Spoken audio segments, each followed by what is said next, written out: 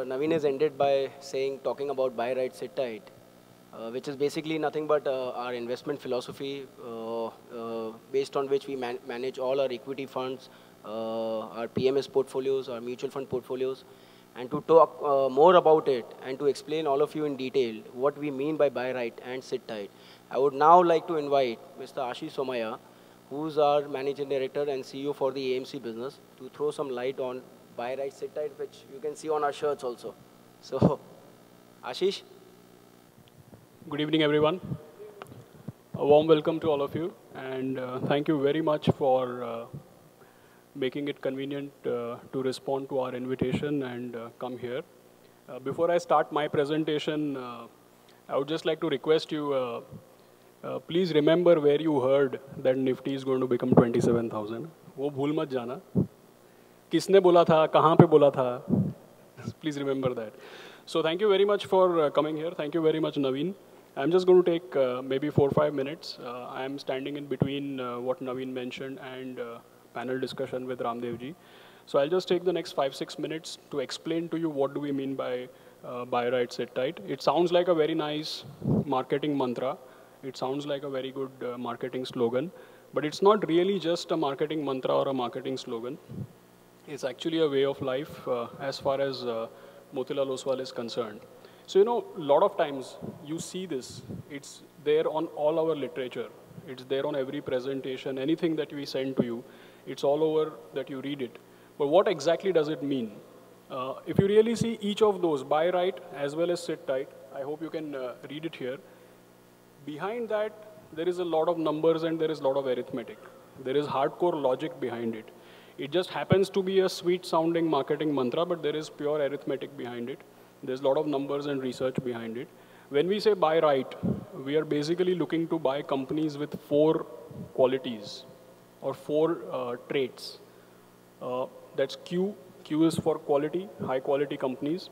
You know, we can, of course, I'm not going to get into technicals right now, but basically companies which have sustained earnings, more than 15% return on equity, 20 to 25% earnings growth. So there are some numbers behind it. Basically, we are looking for companies which have quality, growth, longevity, and of course, to make return, you need to buy it at a fair price. So buy right actually means quality, growth, longevity, and price. And when you say sit tight, it's made up of 2 components. Basically, we are buy and hold. I'll explain to you as we go along why we say buy and hold. And secondly, we run concentrated portfolios, like what Naveen has mentioned to you. So buy right, sit tight actually is not just a marketing mantra, it's an investment philosophy, which consists of various parameters. The second important thing, you know, you must have seen a lot of asset management speakers, you must have seen a lot of mutual fund presentations. Why is it that we are so crazy about it that, you know, we even put it on our shirts and we put it on all the literature? Why do we have to hammer you with this buy right, sit tight bit? And why do we have to talk so much? I mean, you coming here, we are not talking about our funds, but we are making sure that we talk about the philosophy. So why do we need a philosophy? I think the first and most important point is that mutual funds are perpetual animals. You know, you don't launch an open-ended fund today with the thought process that anyway it's going to get over in 5 years or 7 years. I may not be the CEO maybe after 5 years or 10 years. The fund managers may be somebody else. We try to ensure consistency in the team. We have a thought leader like Ramdev Agarwal. But all said and done, when you build a company, especially a mutual fund business, you need to build it for the next 20, 30, 40, 50 years. So you need to start with a certain thought process. You need to start with what you think is going to work. So like what I've written here, your investors and you need to see longevity and sustainability of business. I have worked in asset management businesses. I worked for a very long time. And I tell you something, I am not comfortable working with people who decide every morning what they're going to do today. I don't think that is how money is made. Money is made by practicing a certain philosophy or a thought process. Of course, having a philosophy, it shows thought leadership and experience.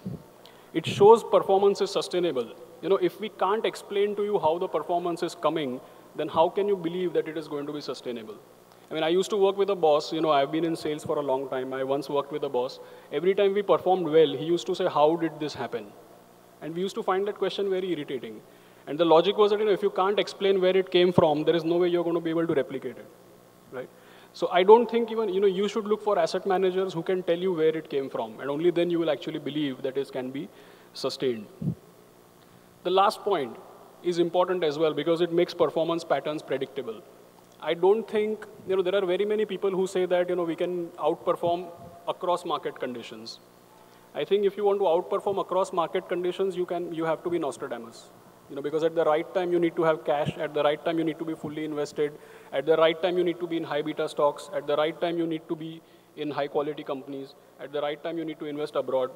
I don't think anybody can forecast all of those. The only thing we can do is we can tell you what we are doing. And it will be important for you that if you have 100 rupees to allocate, I'll be foolish to assume you're going to give me 100 rupees. Out of your 100, you're going to give me 10 or 15 rupees. So it's for you to identify people with different styles. So it's important that we communicate our style rather than communicating just the numbers. So why do we practice buy right, sit tight as a philosophy? First of all, it works. It's our experience that it works. Very rarely you will find an asset management company which comes, we started launching open-ended funds only last year. And normally when a new asset management company starts launching funds, somebody sits down and makes a presentation, so you need to put your philosophy out there. But that's not how this philosophy was made. We might have launched open-ended funds only last year, but the philosophy has been practiced for over 12 years. Because we have, since last 12 years, we've been amongst the largest portfolio management service providers in India, managing about 1,900 crores of funds as we speak. We have about 1,300 crores already running in a large cap portfolio, and we have another 500 crores running in a mid cap portfolio.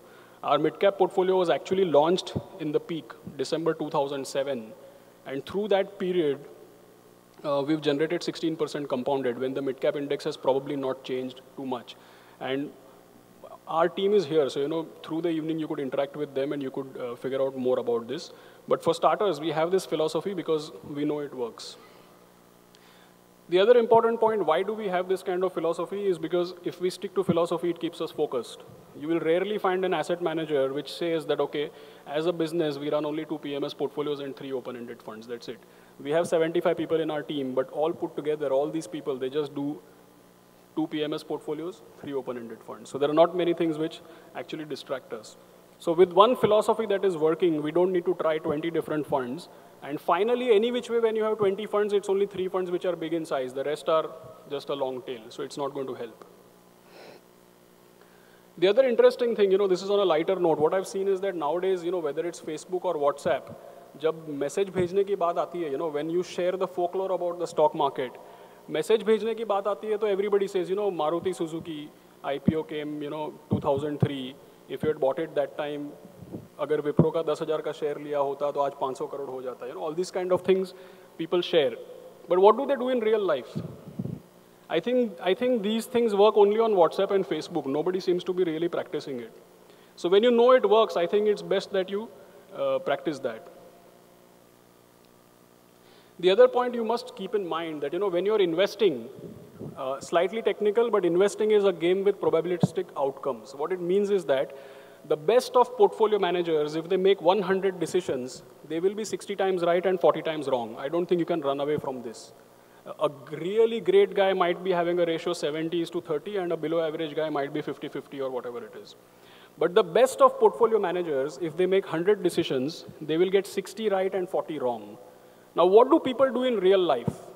The 60 right decisions, 20-30% profit, they'll book a profit. And what happens to the 40 wrong decisions? You try very hard to forget them. Have you ever thought, you see the 4th point, have you ever thought that when a fund actually gets launched, the first time you see the portfolio, they have 20 stocks. By the time 3 or 4 years pass, why do they have 80 or 90 stocks? If I give you 100 crore rupees, do you really start by saying that, okay, I'm going to buy 90 stocks? Everybody starts with 20 stocks. How does it go to 90? So it may not happen literally that way, but generally what happens is that when people make 60 right decisions, they book profit. And the 40 things which go wrong, they get parked. If you extrapolate this logic continuously, if you make 60 right decisions, you book a profit, you have to take 60 more decisions. When you take 60 more decisions, what is going to happen? 36 right, 24 wrong. So if you continue this for 3 or 4 times, what you're going to really land up with is that in a matter of a couple of years, you will have 13 well-performing guys and 87 losers. Now imagine working for a manager, let's say if I am the boss, or let's say if you are my boss. Imagine working for a manager who consistently fires the best performers and keeps retaining the losers. It actually, I'm oversimplifying it, but that's what you're actually talking about. Now the last part. So why should you practice this? We have explained to you we are practicing it. You could practice it yourself. There could be other managers who do this. So why should you do it with Motilal Oswal? One, because we are different. I don't think you will find many people who will say that we'll launch only 3 funds. All those funds are no-load funds, and all those funds pay only trail. So it appeals, it's meant to be, it's not everything to everybody, it's meant to mean something to somebody. It's clearly not meant to be everything to everybody. A lot of times in the media nowadays you hear about larger AMCs and smaller AMCs. I think it's very important to understand that with 3,000 crore equity assets, by no stretch of imagination is this a small or a new AMC. We've been in business for the last 13 years. So I would say that we are specialists, we are niche, and we possess some amount of expertise which you can test and try over a period of time as you build your conviction. We do not have 300 branches and 1,000 sales guys. We are not really a selling company, we are an investing company because it's a focused investment management house. The last part which I would like to say, we have skin in the game. So we started launching open-ended funds in the last 1 year. We have only 3 funds. We've collected about 625 crores. And Ramdevji will explain a lot more to you through the panel discussion, but I'm happy to share with you that 300 crores out of this 625 crores at this point in time is actually through internal sources, meaning that it is proprietary money, it is invested by group companies, it is invested by promoters. The numbers are not that important. Someday, of course, will be 10,000 crores. Don't have to extrapolate. I hope it is 5,000 crores, but don't have to extrapolate that way. But the simple point is that whether you are an investor putting 5,000 rupees or 50 rupees or 50,000 rupees, that is where we put our own money. Recently, you must have seen SEBI said that we need to put more capital into our business. I'm happy to share with you whatever capital we put into our business, 35 crores of that is in our own funds. So we don't put our capital into deposits and liquid funds. Our own AMC's capital is into these funds. Lastly, we are focused, we are passionate, and as a company, we've been doing only equity since last 27 years. So thank you very much for listening me out.